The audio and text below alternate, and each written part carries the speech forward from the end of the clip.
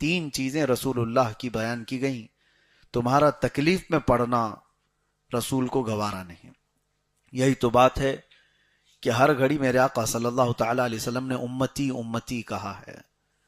جہاں جہاں حضور پاک صلی اللہ تعالی علیہ وسلم امت کے متعلق دعا کرتے، آپ دیکھیں اس کا بیک گراؤنڈ۔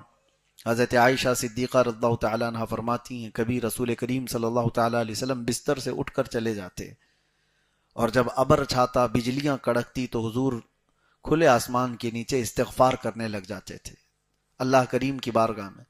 آپ سے پوچھا جاتا آپ بجلیوں کے کڑکنے سے یا ابر سے اس طرح کیوں بے قرار ہوتے ہیں؟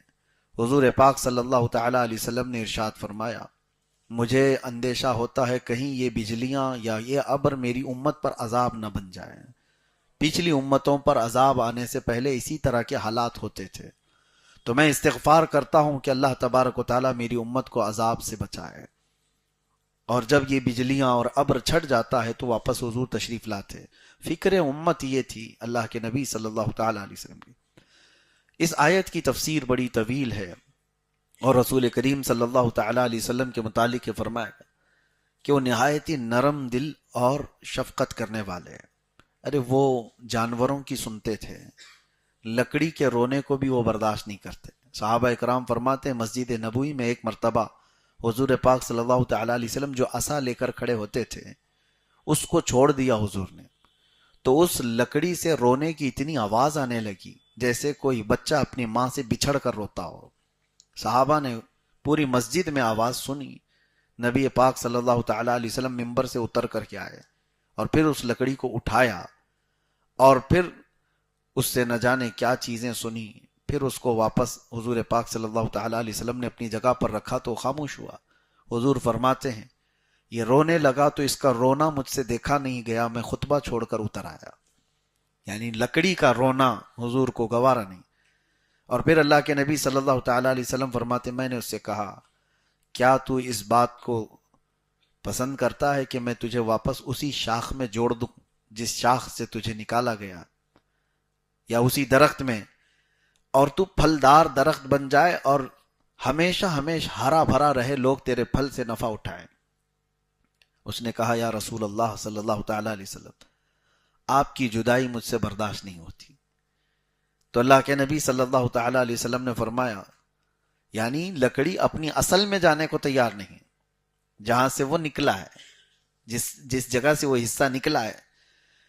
حضور پاک صلی اللہ علیہ وسلم فرماتے ہیں کیا تو اس بات کو پسند کرتا ہے کہ تجھے قیامت کے دن میں اپنے ہاتھ میں رکھوں اور جنت ساتھ میں لے جاؤں؟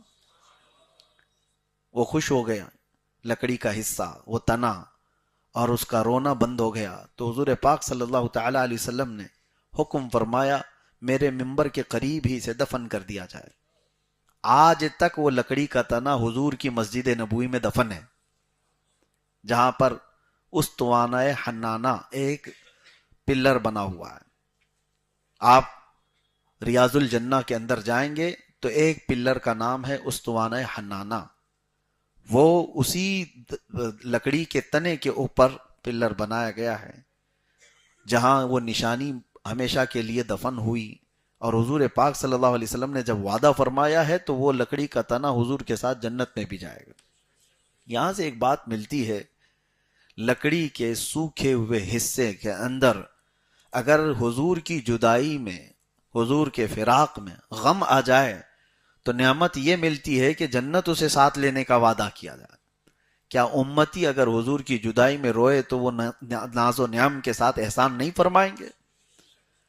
لیکن امتی کا حال یہ ہے کہ یہ لکڑیوں سے زیادہ سوکھ گیا ہے، لکڑیوں سے زیادہ ان کی سوکھا پن ہے۔ محبت مصطفیٰ صلی اللہ علیہ وسلم میں تڑپنا ہم نے کہاں سیکھا ہے؟ میرے عزیزو، ایک دو نہیں کئی روایات آپ کو میں بتاؤں۔ ہرن کے رونے کو حضور برداشت نہیں کر پائے، ایک عرب نے اس کا شکار کر لیا تھا، ہرن رو رہی تھی اور حضور اس کے قریب گئے، پوچھا تو ہرن نے اتنا ہی کہا میرے 2 چھوٹے بچے رہ گئے ہیں، بھوکے ہیں، میں انہیں دودھ پلا کر واپس آ جاؤں گی، مجھے اس سے آزاد کرا دے۔ حضور نے اس کی بات سن کر کے وہ عربی سے کہا، بدو سے، دیہاتی شخص سے، کہ ہرن مجھ سے بات کر رہی ہے اور اپنے بچوں کو دودھ پلا کر واپس آئے گی۔ اس نے کہا کیا کوئی جانور اس طرح سے نکلا ہوا بھاگ کر واپس آ سکتا ہے؟ حضور نے فرمایا مجھ سے وعدہ کیا ہوا جانور دھوکہ نہیں دے گا۔ ہرن کو اس نے چھوڑا، حضور کو پکڑا، اور ہرن تھوڑی دیر کے بعد وہ اپنے بچوں سمیت واپس لوٹ آئی۔ اللہ کے نبی صلی اللہ تعالی علیہ وسلم کا یہ معجزہ دیکھ کر کے وہ بدو ایمان بھی لیا۔ لیکن یہاں کہنا یہ ہے کہ ایک جانور اگر اپنے بچوں کی جدائی کے غم میں روئے تو رسول اللہ کو وہ بھی گوارا نہیں۔ اور بعض روایات یہ بتاتی ہیں کہ امتیوں میں سے کسی کے تلووں میں کانٹا چبھ جائے تو حضور اس کے بھی درد کا احساس کرتے ہیں۔ اللہ کے نبی صلی اللہ تعالی علیہ وسلم، یہی تو آیت ہے، عزیز علیہ ما عنتم، اللہ فرما رہا ہے تمہارا تکلیف میں پڑنا ان کو گوارا نہیں۔ ملک الموت جب حضور پاک صلی اللہ تعالی علیہ وسلم کی روح قبض کرنے کے لیے تشریف لائے، تب بھی رسول اللہ صلی اللہ علیہ وسلم نے کیا پوچھا؟ وہ وقت ایسا ہوتا ہے کہ لوگ اپنے ماں باپ، اپنے بھائی بہن اور اپنے بچوں کو پہچاننا بھول جاتے ہیں، نزع کا وقت، روح نکلنے سے تھوڑی دیر پہلے۔ لیکن وہ رحمت عالم صلی اللہ تعالی علیہ وسلم ملک الموت سے یوں پوچھتے ہیں، یہ جس تکلیف سے ہم گزر رہے ہیں روح نکلنے سے قبل، کیا یہ تکلیف میری امت کو بھی دی جائے گی؟ اللہ کے نبی صلی اللہ تعالی علیہ وسلم کو فکر ہے تو کس کی؟ جو نہ بھولا ہم غریبوں کو رضا، یاد اس کی اپنی عادت کیجئے۔ قرآن یہ کہتا ہے عزیز علیہ ما عنتم، تمہارا تکلیف میں پڑنا رسول کو گوارا نہیں۔ لیکن امت ہے کہ رسول اللہ صلی اللہ تعالی علیہ وسلم پر جتنا بھی کتے بھونکیں خاموش اپنا راستہ چل رہی ہے۔ امت کو کوئی احساس نہیں اس چیز کا۔ نبی پاک صلی اللہ تعالی علیہ وسلم کوئی بھی زندگی پاک کے عمل میں جہاں امت کو فراموش کیا ہو، ہم غریبوں کو بھلا دیا گیا ہو، معراج کی شب بھی دیکھیں اللہ کی بارگاہ میں غریب امت کو یاد کیا ہے۔ یہاں تک کہ قبر انور میں جب آپ کو رکھا گیا تھا تو جو صحابہ قبر میں اترے تھے وہ کہتے ہیں حضور کے لب ہل رہے تھے۔ اس وقت ہم نے کانوں سے سنا اللہ کے نبی صلی اللہ علیہ وسلم فرما رہے تھے رب حب لی امتی، میری امت کو میرے حوالے کر دے مولا۔ امت کے لیے حضور پاک صلی اللہ تعالی علیہ وسلم کا یہ فکر کرنا، کوئی نہیں ہے جو ہمارے لیے اس قدر تڑپتا ہو یا اللہ کریم کی بارگاہ میں ہمارے لیے اس طرح کی دعائیں کرتا ہو۔ اور یہ بھی بات سنیے، فضیلت، حضور صلی اللہ تعالی علیہ وسلم کس چیز سے سب سے زیادہ راضی ہوتے تھے پتہ ہے؟ ایک دعا میں آپ کو بھی بتا دے رہا ہوں۔ حضور نے فرمایا جس نے یہ دعا کیا اس پر میری شفاعت واجب ہوگی۔ وہ کیا دعا ہے؟ بس یہ دعا ہے، اللہم ارحم امت محمد صلی اللہ علیہ وسلم رحمتا عامہ، اللہم اغفر امت محمد صلی اللہ علیہ وسلم مغفرتا عامہ، جس کا مطلب یہ ہوتا ہے اے اللہ امت محمدیہ پر عام رحم فرما، اے اللہ امت محمدیہ کی عام بخشش فرما۔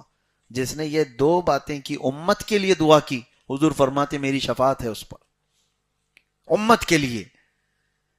یہ فکر امت اللہ کے نبی صلی اللہ تعالی علیہ وسلم نے، اور پھر یہ بھی فرمایا من لم یہتم بامرنا فلیس منا، جو اس حال میں صبح کیا کہ میری امت کے بارے میں کچھ سوچا نہیں، وہ میری امت میں سے نہیں ہے۔ تو کتنے ہیں جو ہم میں سے فکر امت میں ہیں؟ کون ہے جو تڑپتا ہے غریب امت کے لیے؟ ہم تو سیلفش ہو گئے آج کے دور میں، ہمارے اپنے اپنے معاملات میں ہم بزی ہو گئے۔ دنیا جاتی ہے کسی بھی کھائی میں، ہمیں اس کی کیا فکر۔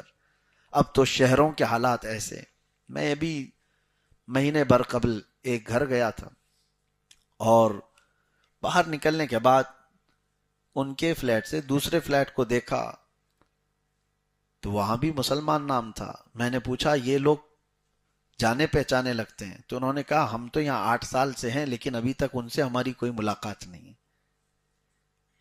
میں جانتا ہوں لیکن بغل میں جن کا گھر ہے وہ نہیں جانتے۔ یہ شہروں کی زندگیاں ہیں، یہاں پڑوس کا تصور ختم ہو چکا ہے۔ کئی دنوں تو ایسا ہوتا ہے کہ کوئی مر گیا، بہت دنوں کے بعد پتہ چلتا ہے کہ وہاں بلڈنگ میں سے کوئی انتقال کر کے چلا بھی گیا ہے۔ تو یہ معاشرہ تو رسول اللہ صلی اللہ تعالی علیہ وسلم کا دیا ہوا نہیں تھا۔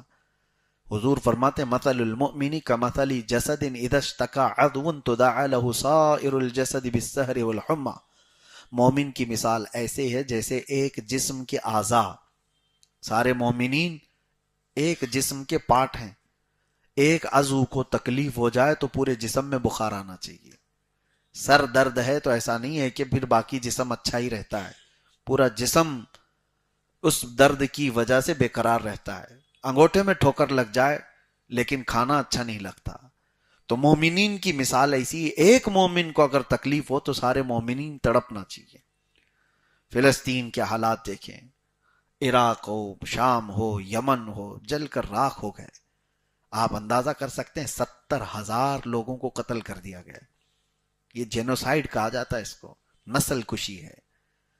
اور اس میں سے تقریباً 30,000 کے قریب وہ بچے جو ابھی کھلے بھی نہیں تھے وہ اپنے باپ کی گود میں ختم ہو گئے. کیسے کیسے ان لوگوں کے چھیتڑے اڑائے گئے. ہم تو ویڈیو شیئر کرتے ہیں اور نکال جاتے ہیں. میں اس کے متعلق یہ تو کہنا چاہتا ہوں کہ کبھی تم تنہائی میں بیٹھ کر تمہاری آنکھیں بھیگ جاتی ہو فکر امت میں تو یہ بھی کافی ہے. جا نہیں سکتے، مدد نہیں کر سکتے، تمہاری استطاعت نہیں، طاقت نہیں، تو کم از کم احساس تو کر سکتے ہو. اور جب احساس کے ساتھ، درد دل کے ساتھ تم پکارو گے اللہ کی بارگاہ میں کہ اللہ ان بچوں کی تکلیف دیکھی نہیں جاتی، یا رحمان ان پر رحم فرما، ان کی آزمائش کو ختم فرما. ویسے تو اجتماعی دعائیں، فارمیلٹیز بہت ہوتی رہتی ہیں. میں تو یہی سمجھتا ہوں لوگ تو دعاؤں کے لیے ہاتھ بھی اٹھاتے ہیں تو کھجاتے ہوئے ادھر سے ادھر، ان کے نہ تصور ہیں نہ خیالات ہیں. وہ تو ڈیوٹی کرنے آئے ہیں، ادھر ہاتھ اٹھائے، کب امام نیچے چھوڑا کہ وہ نکل گئے. یہ دعا ہے؟ دعا تو درد ہے، احساس ہے. اور اس طرح سے دعا کرو تو پھر دیکھو بارے اجابت سے ٹکرا جائے. احساس ختم ہونے کو آ گیا. وجہ یہ ہے کہ ہم ان تکلیفوں سے نہیں گزر رہے ہیں جن تکلیفوں سے امت گزر رہی ہے.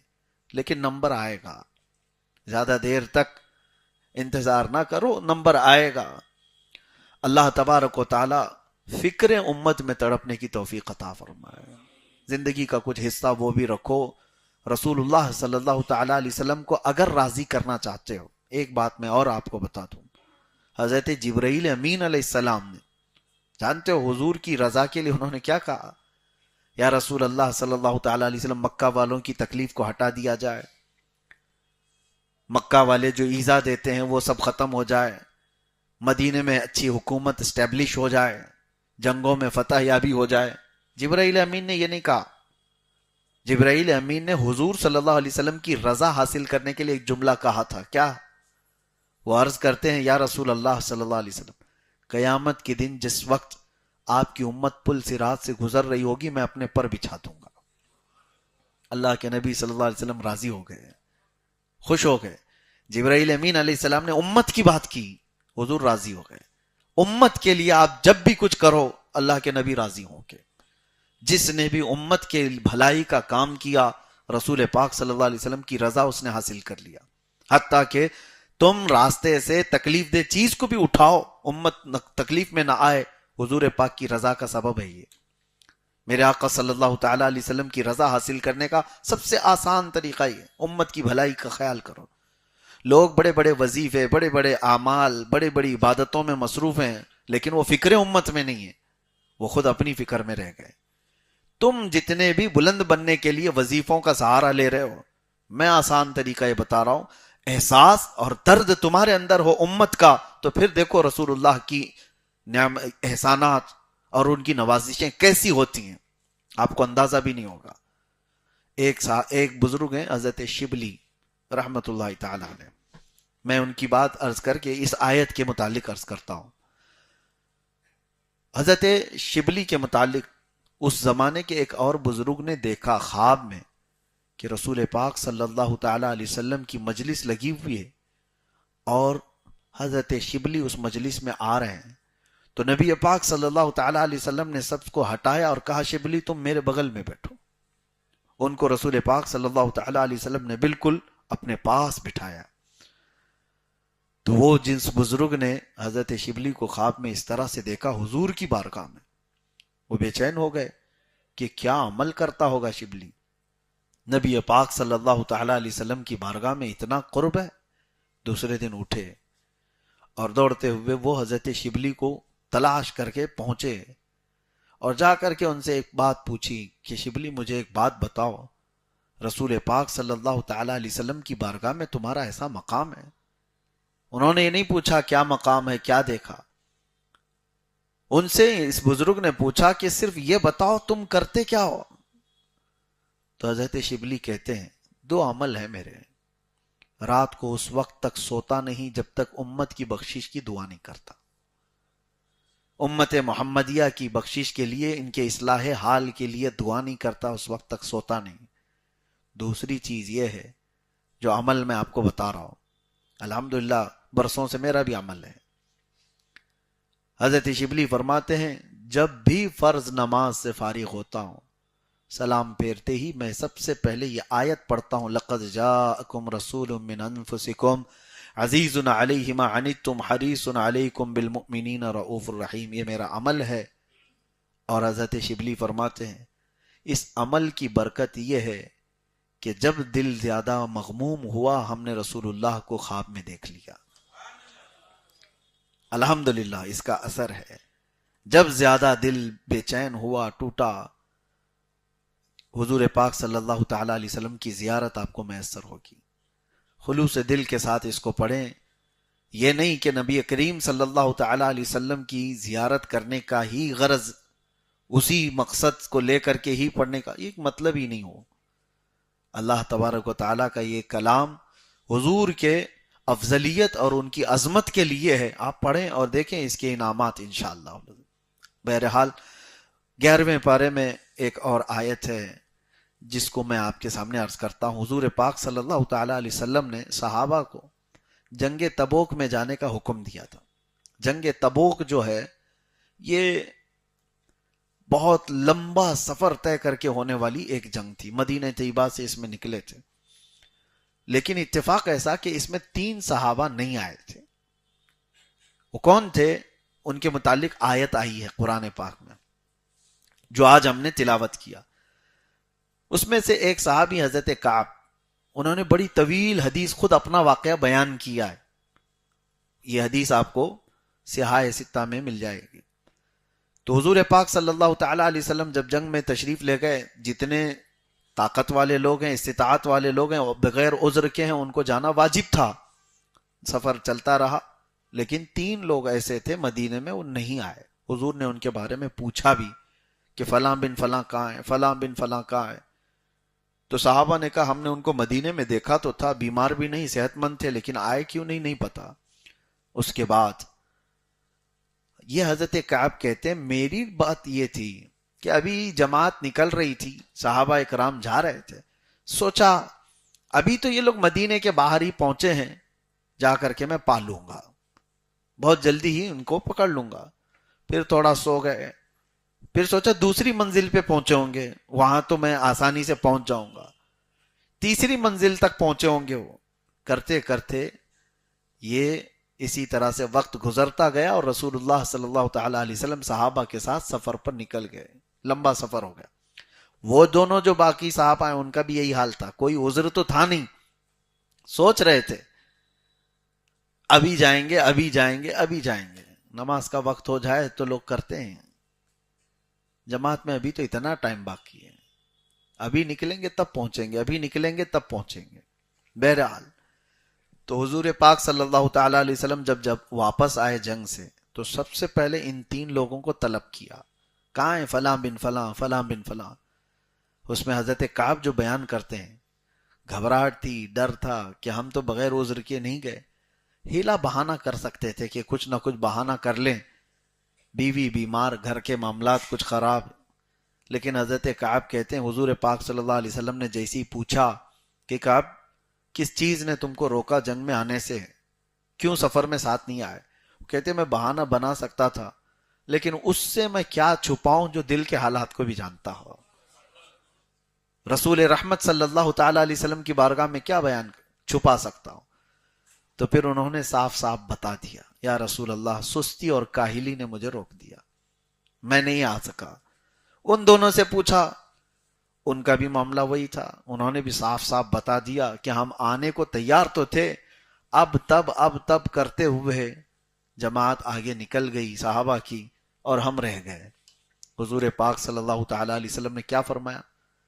پورے مدینے والوں کو حکم ہوا کہ ان تینوں کا مکمل بائیکاٹ کر دیا جائے، ان سے کوئی نہ ملاقات کرے گا، نہ ان کے ساتھ کوئی لین دین، کھانا پانی کچھ نہیں ہوگا۔ اور صحابہ اکرام رضوان اللہ تعالی علیہ مجمعین حضور کی بات پر تو ایسے عمل کرنے والے وہ سیسا پلائی دیوار تھے. ایک حکم آ جانے پر 50 سال پرانی شراب کے مٹکے توڑ دیے تھے. وہ صحابہ کی بات ہے. حکم آ گیا تو پھر اس کے بعد وہ نہیں دیکھتے. میں آپ کو صرف اتنی بات بتاتا ہوں، حکم پر عمل پیرا ہونے کا طریقہ صحابہ کا کیا تھا. عبداللہ بن رواحہ رضی اللہ تعالیٰ، ایک صحابی، حضور پاک صلی اللہ علیہ وسلم مسجد نبوی میں بیان کر رہے تھے. اسی اسنا میں جو لوگ کھڑے ہوں گے، حضور نے فرمایا بیٹھ جاؤ بیٹھ جاؤ. حضور کی آواز آئی، جو کھڑے ہوں گے ان کے لیے. عبداللہ بن رواحہ اپنے گھر سے نکلے ہوئے ابھی گلی میں تھے، جمعہ کے لیے مسجد میں آ رہے تھے. ان کے کانوں میں حضور کی آواز آئی، وہ گلی میں ہی بیٹھ گئے، وہیں بیٹھ گئے. تو لوگوں نے ان سے کہا کہ عبداللہ، رسول اللہ صلی اللہ تعالی علیہ وسلم وہ مسجد میں موجود لوگوں سے فرما رہے ہیں کہ بیٹھ جاؤ. حضرت عبداللہ بن رواحہ کہتے ہیں میرے کانوں میں رسول اللہ کی آواز آ گئی بیٹھ جاؤ. اگر میں کھڑا رہا اس کے بعد تو پھر غداروں میں شمار نہ ہو جائے، نافرمانوں میں میرا شمار نہ ہو جائے. اور اس کے بعد ایسی ہی گھسٹتے گھسٹتے مسجد تک آئے، کھڑے نہیں ہوئے. تو صحابہ کے عمل کا طریقہ تو یہ تھا، ایک بار اگر کہہ دیا جائے بائیکاٹ، تو یہ نہیں کہ چوری چھپے کوئی بات کر لی جاتی، نہیں. وہ تو اتنے سخت تھے معاملات میں. انس بن نزیر ایک صحابی ہیں، حضور صلی اللہ علیہ وسلم ان کے گھر گئے اور راز کی کچھ باتیں ان سے ہوتی تھی. مکہ سے ایک لیٹر آیا تھا، جنگوں کی تیاریاں کر رہے تھے مکہ والے. اس میں لکھا ہوا تھا کہ کیا کیا تیاریاں ہو رہی. حضور صلی اللہ علیہ وسلم نے انس بن نزیر سے کہا پڑھ کے سناؤ. تو انہوں نے پڑھا، سنایا، اور حضور نے فرمایا بند کرو، یہ تیرے اور میرے بیچ میں راز ہے، کسی کو بتانا نہیں. ہو گئی بات، یہ فائنل ہے. صحابی رسول کو جب یہ بات مل گئی، لیکن حضرت انس بن نزیر کے بارے میں بتایا جاتا ہے وہ اپنی بیوی سے بہت محبت کرتے تھے، عشق کرتے تھے، عشق کے درجے تک اپنی بیوی سے محبت کرتے تھے. ان کی بیوی ان کی بڑی محبت کی حامل تھی. بہرحال ہوا یہ کہ رسول پاک صلی اللہ علیہ وسلم جیسے ہی ان کے گھر سے گئے، ان کی بیوی سامنے آئی. کہا انس، رسول اللہ صلی اللہ علیہ وسلم آئے تھے، کیا بات ہو رہی تھی؟ عشق اپنی جگہ، محبت اپنی جگہ بیوی کا. انس بن نزیر نے کہا نہیں، وہ بات نہیں بول سکتا جو رسول اللہ نے کہا کہ راز ہے، وہ نہیں بول سکتا. انہوں نے کہا مجھ سے بھی چھپاؤ گے، مجھ سے بھی چھپاؤ گے؟ اتنی محبت کرتے ہو، اتنا عشق کرتے ہو. کہا وہ تمہارا مقام الگ ہے. یہ بات چل رہی تھی، اسی میں بیوی نے کہہ دیا میں نے تو سن لیا ہے دیوار کے پیچھے سے کیا بات ہو رہی تھی، مکہ سے خط آیا ہے، مکہ والے جنگوں کی تیاری کر رہے ہیں. او اتنا سننا تھا. سیدھے انس بن نزیر جا کے گلا پکڑ لیا اپنی بیوی کو، اور گلا پکڑ کر کے رکھے کہ میں تجھے نہیں چھوڑ سکتا، کیونکہ میرے اور رسول اللہ کے راز کا افشا میں برداشت نہیں کر سکتا. وہ اپنا گلا چھوڑانا چاہ رہی ہیں لیکن یہ چھوڑ نہیں رہے، اور اسی طرح سے گردن پکڑ کر کے رسول اللہ تک لے کر کے آئے، جس سے بے حد محبت کرتے ہوں.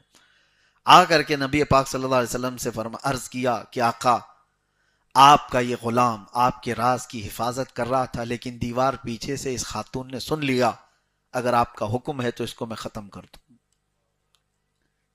رسول پاک صلی اللہ تعالی علیہ وسلم رحمت للعالمین ارشاد فرماتے ہیں انس چھوڑ دو، وہ بھی میری صحابیہ ہے، وہ راز کی حفاظت کرے گی. اس کے بعد ہاتھ چھوڑ دیا، پھر مسکرا کر اپنی بیوی سے کہا یہ رشتہ الگ ہے اور وہ محبت الگ ہے. میرے آقا صلی اللہ تعالی علیہ وسلم کا حکم جہاں آ جائے تو پھر کوئی رشتہ نہیں ہے. یہ صحابہ کا معمول تھا. تو یہ تین صحابہ کو جیسی حضور نے ایک بات میں کہہ دیا مدینے میں کہ ان تینوں کا بائیکاٹ، بیویوں نے بات کرنا چھوڑ دیا، ان کے بھائیوں نے، ماں باپ نے، کہ اللہ کے نبی کا فرمان ہے تم سے بات نہیں کر سکتے. حضرت کعب کہتے ہیں زندگی اتنی کٹھن ہو گئی تھی، سخت ہو گئی تھی کہ جس کو دیکھو منہ پھیر رہا ہے، کوئی بات کرنے کو تیار نہیں. چلو یہ باتیں تو ہم برداشت کر لیتے کہ مدینے والے کوئی ایک دوسرے سے کوئی بھی ملنا نہیں چاہ رہے ہم سے، لیکن رسول اللہ صلی اللہ تعالی علیہ وسلم کے پاس جائے تو میرے آقا بھی چہرہ پھیر لیتے تھے. یہ بہت سخت معاملہ تھا ان کے لیے. اور ان کی خطا کیا تھی؟ یہ بغیر عذر کے جنگ سے پیچھے رہ گئے تھے. اللہ کے نبی صلی اللہ تعالی علیہ وسلم نے جب فرمایا ان کی بیویوں کے بارے میں، وہ کہتے ہیں وہ کھانے کا برتن یوں سرکا دیتی تھی اور چہرہ پھیر کر کے چلی جاتی تھی. اگر وہ کچھ بات کرتے تو پیچھے مڑ کر کے، کیونکہ وہ رشتہ داریاں بھی تھیں، اس کے باوجود وہ کہتی اللہ کے نبی صلی اللہ علیہ وسلم نے جتنا حکم دیا اسی پر ہم عمل کریں گے، کہیں ہمارا ایمان نہ چلا جائے. وہ عتاب میں چل رہے تھے اور اس اثنا میں ان کے تقریباً 40 دن گزر گئے. وہ کہتے ہیں کہ زمین تنگ ہو گئی تھی ہمارے لیے، رو رو کر کے ان کے حلقے پڑ گئے تھے، اتنا روئے تھے یہ تینوں صحابہ. تب یہ آیت نازل ہوئی حضور پاک پر، وَعَلَى الثَّلَاثَةِ الَّذِينَ خُلِّفُوا حَتَّى إِذَا ضَاقَتْ عَلَيْهِمُ الْأَرْضُ بِمَا رَحُبَتْ وَضَاقَتْ عَلَيْهِمْ أَنفُسُهُمْ. اللہ فرماتا ہے وہ 3 لوگ جو حضور پاک صلی اللہ علیہ وسلم کی جماعت سے پیچھے رہ گئے، ان پر زمین تنگ ہو گئی تھی. تو اس کا نبی پاک صلی اللہ تعالی علیہ وسلم نے بائیکاٹ کا حکم دیا، سارے مدینے والوں نے ان کو تنہا کر دیا، چھوڑ دیا. ثم تاب علیہم لیتوبوا ان اللہ هو التواب الرحیم. اللہ فرماتا ہے پھر جب انہوں نے سچی توبہ کی تو اللہ نے ان کی توبہ قبول فرمائی. بے شک اللہ توبہ قبول کرنے والا، رحم کرنے والا ہے. جب یہ آیت نازل ہوئی حضور پاک صلی اللہ تعالی علیہ وسلم فجر میں اعلان فرماتے ہیں کہاں ہے کعب، کہاں ہے فلاں، کہاں ہے فلاں. تینوں صحابہ کا نام لیتے ہیں، وہ دوڑے دوڑے آئے اور حضور نے یہ جیسی آیت تلاوت کی، حضرت کعب کہتے ہیں میری زندگی میں ایسی عید کا دن آیا ہی نہیں تھا، ایسی عید کا دن آیا نہیں تھا جیسا مجھے نبی پاک صلی اللہ تعالی علیہ وسلم نے ہماری توبہ کی قبولیت کا مژدہ سنایا تھا. تو یہ 3 صحابہ، یہاں کہنے کی بات یہ ہے بڑے لوگ تھے صحابہ. کچھ لوگ یہ سوچتے ہیں کہ ان کی غلطی کیا تھی، ان کی خطا کیا تھی، اتنا بڑا کیا کر دیا تھا، پیچھے رہ گئے تھے. نہیں میرے عزیزو، وہ صحابہ مشعل راہ ہدایت پوری امت کے لیے، وہ ستارے ہیں. ان کی ہلکی سی بھی چیز امت کے لیے بڑی بن سکتی ہے. نبی پاک صلی اللہ علیہ وسلم نے وہیں روک دیا تھا کہ تمہارے سے یہ خطا نہ ہو. تو بسا اوقات بڑے لوگوں کی چھوٹی غلطی کو بھی پکڑ لینا چاہیے. وجہ یہ ہے کہ اگر اس کی غلطی کو ہلکے میں چھوڑ دیا جائے تو بعد کے نیچے والے لوگ، شیخ سعدی رحمت اللہ علیہ فرماتے ہیں اگر بادشاہ آدھے انڈے پر ظلم کو جائز کہہ دے تو رعایا مرغوں کو سیخ پہ چڑھا دے گی. ہاں ظاہر سی بات. اسی لیے علماء کرام کو، امام حضرات کو کہا گیا ہے کہ اگر تم نفل چھوڑو گے تو یہ مقتدی سنت چھوڑ دیں گے، تم سنت چھوڑو گے تو پھر یہ واجب چھوڑنے پر آ جائیں گے. تم اگر حرام چیزوں سے بچنے میں کوئی احتیاط نہیں کرتے تو یہ کفر تک پہنچ جائیں گے. اسی لیے علماء ذوی الاحترام کو، مبلغین اسلام کو، دعات کو یہ کہا گیا ہے مکروہ چیزوں سے بھی بچو. حدیث جن صاحب جو راویان حدیث روایت لیتے تھے، میں آپ کو بتاؤں کسی ایسے محدث کے پاس وہ جاتے نہیں تھے جو مذاق میں بھی کبھی جھوٹ کہا ہو. مذاق میں بھی، پوری زندگی کی بات کر رہا ہوں، ایک محفل میں پوری زندگی بھر. اس کی وجہ کیا ہے؟ ان کی چھوٹی سی بھی بات کو امت کے لیے بہت بڑا بنایا جا سکتا ہے. اگر اسی لیے سرکار سیدنا امام حسین رضی اللہ تعالیٰ عنہ کی بات سمجھیں آپ. یزید کے ساتھ معاملہ کیا تھا؟ بس یہی تو تھا کہ وہ فاسق و فاجر خلیفہ، اگر اس کو برداشت کر لیا جاتا تو بعد کے لوگوں کے لیے دلیل بن جاتی. رسول اللہ کا نواسہ جب فاسق و فاجر کو امام مان سکتا ہے تو ہم اپنے زمانے کے چوروں کو امام کیوں نہیں مان سکتے؟ ہماری مسجدوں کے مصلوں کا آج تک پاک ہونا، محترم رہنا، اس میں امام حسین کا صدقہ ہے. انہوں نے چھوٹی سی چیز اگرچہ آپ کے نظر میں ہو. ایک اور میں آپ کے سامنے حکایت عرض کرتا ہوں. ایک عالم دین ہے، وہ جہاز کے سفر پر ہیں اور پانی کے جہاز میں، وہ بیچ دریا میں جب جہاز پہنچا، ان کے پاس 2000 سونے کے سکے تھے، 2000 اشرفیاں یہ سفر میں لے کر چل رہے تھے. اور راستے میں جب سمندر کے درمیان پہنچے تو اتفاق ایسا کہ اس جہاز پہ ایک چور بھی سفر کر رہا تھا، اچھا خاصا چور، ٹرینڈ. اور اس نے اس مولانا صاحب کو دیکھ لیا تھا کہ ان کے پاس سونے کے سکے ہیں، چرائے تو کیسے. اور جب سمندر کے بیچ پہنچ جائے جہاز تو نہ کسی کے آنے کا اندیشہ، نہ کسی کے باہر جانے کا، جو ہے جہاز میں. تو اس نے ایک ہیلا اپنایا. اس نے کیا کیا, اچانک رات کو واویلا مچانا شروع کر دیا. ہائے افسوس, میرے 2000 سکے کسی نے چرا لیے, میرے سونے کے 2000 اشرفیاں کسی نے چوری کر لیا. کون؟ یہ چور نے اعلان کرنا شروع کیا. اور اتنا رویا کہ سارے لوگ اس کو آ کر کے تسلی دینے لگے. پھر جو لیڈر تھا اس سے کہا گیا کہ دیکھو اس غریب کے کسی نے 2000 سکے چوری کر لی. اب یہاں سے کوئی بھاگ تو سکتا نہیں, جہاز میں جو ہوگا چوری کیا ہوا وہ اسی اندر ہوگا, یہی ہوگا, چرایا ہوا مال بھی یہی ہوگا. تو اس نے ضد کر دیا کہ میرا مال ڈھونڈا جائے. اس کو پتا تھا, اس نے اچھی طرح سے دیکھا تھا مولانا صاحب کے پاس 2000 سکے ہیں. تو کپتان نے عملے کو کہا کہ سارے لوگوں کی تلاشی لی جائے.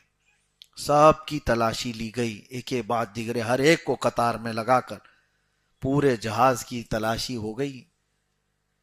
وہ سکے کہیں نہیں ملے. وہ مولانا صاحب کے جھولے, ان کے در, جو جتنے بسترے, سب چھان مارے, کہیں نہیں ملے. اس چور نے دیکھا, بار بار کہا ان کا اور ایک بار چیک کرو, ان کا اور ایک بار چیک کرو, ملا ہی نہیں. اب یہ ہکا بکا رہ گیا, اس نے تو رات کو گنا میرے سامنے, اب کہاں چھپایا ہے اس نے, پورے جہاز میں کہیں نہیں ملا. تو لوگوں نے پھر اس کو کوسنا شروع کیا, اس کو مارنے بھی لگ گئے کہ جھوٹا آدمی, بغیر کسی چیز کے اس نے ایسے ہی لوگوں کو پریشان کیا, اس کے تھے ہی نہیں پیسے, کہاں گئے جہاز میں سے 2000 سونے کے سکے. اس کے بعد جب شانت ہو گئے, مار کھا کر کے آیا چور, تو رات کی تنہائی میں اسی عالم کے پاس آیا. کہا کہ حضرت ایک بات بتاؤ, کل رات تمہارے پاس تو 2000 سکے تھے نا, سونے کے سکے تھے نا, تم گن رہے تھے؟ انہوں نے کہا ہاں تھے, تو میرے پاس تھے, اور تم دیکھ رہے تھے, یہ بھی مجھے پتا ہے. کہا کیا کیا پھر آپ نے, کہاں چھپایا ہے؟ کہا جیسے ہی تو نے چوری ہونے کا اعلان کیا ویسے ہی میں اٹھا کے سمندر میں ڈال دیا. کہا سمندر میں ڈال دیا؟ 2000 سونے کے سکے سمندر میں پھینک دیا؟ کہا ہاں پھینک دیا. کہا کیوں؟ کہا تو جانتا نہیں, میں حدیث رسول سناتا ہوں, لوگوں کو حدیث رسول سناتا ہوں. وہ سکے میرے پاس ملتے ہیں, اور تو نے تو اعلان کر دیا تھا, دعویٰ کر دیا تھا کہ تیرے چوری ہو گئے. میرے پاس ملتے, مجھے صفائی دینے میں پتہ نہیں کتنے وقت لگتا, تیرے ہیں یا میرے ہیں, یہ کورٹ میں جاتے, عدالت میں جاتے, کم از کم اتنا تو ہوتا کہ تہمت میرے اوپر چوری کی لگ گئی ہوتی, میرے اوپر چوری کی تہمت تو لگ گئی ہوتی, اس کا صفایا بعد میں ہوتا کہ میں لایا کہ تو لایا. اور میں اس تہمت سے بچنے کے لیے اپنے سکے اٹھا کے پھینک دیا کہ کل کو کبھی میری حدیث رسول سنانے پر لوگ یہ نہ کہیں کہ جس پر چوری کا الزام تھا وہ رسول کی حدیث کیسے سنا سکتا ہے. میں اس تہمت سے بچنے کے لیے وہ سکے اٹھا کر پھینک دیا. میں اور حیرت کی بات آپ کو بتاؤں, یہ مولانا صاحب, یہ عالم دین کوئی اور نہیں, وہ امام بخاری تھے, جن کی بخاری شریف اصح الکتب بعد کتاب اللہ, اللہ کی کتاب کے بعد سب سے زیادہ صحیح کتاب اس روئے زمین پر کوئی ہے تو بخاری شریف ہے. تو میرے عزیز, تو بڑے لوگوں کی چھوٹی چیز کے لیے بھی بہت خیال کرنا ہوتا ہے, بہت احتیاط. اسی لیے بزرگان دین حضرت امام اعظم ابو حنیفہ رحمۃ اللہ تعالی علیہ کے متعلق یہ بتایا جاتا ہے, آپ چل رہے تھے, ایک 8 سال یا 10 سال کے بچے کو کیچڑ میں چلتے ہوئے دیکھا, پھسل رہا تھا, تو آپ نے اس سے کہا بیٹا سنبھل کے چل, سنبھل کر کے چل. اس بچے نے آپ کو جواباً کہا امام اعظم ابو حنیفہ سے کہ حضور میں گروں گا, میری ہڈی ٹوٹے گی, اس سے زیادہ کچھ نہیں ہوگا, آپ سنبھل کے چلو, آپ گرو گے تو پیچھے پوری امت گر جائے گی.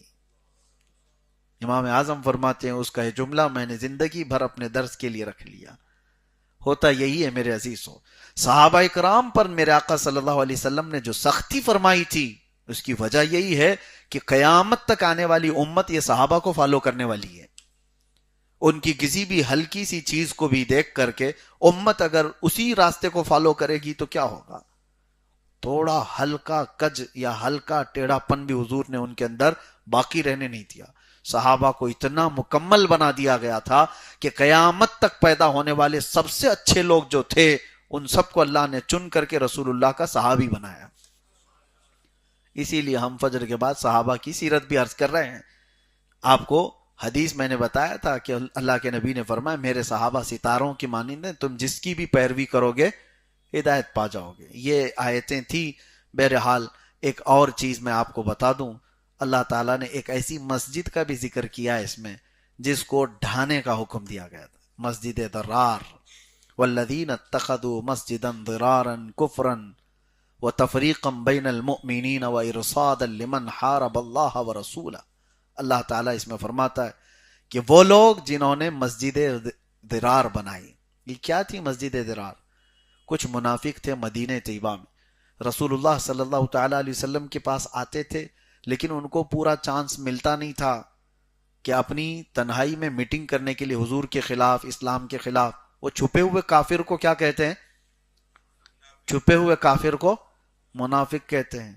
چہرہ اس کا سب کچھ مسلمانوں کی طرح، نماز بھی پڑھتا ہوگا، سب کچھ کرتا ہوگا، لیکن اندر سے وہ کافر ہے، اس کو منافق کہتے ہیں.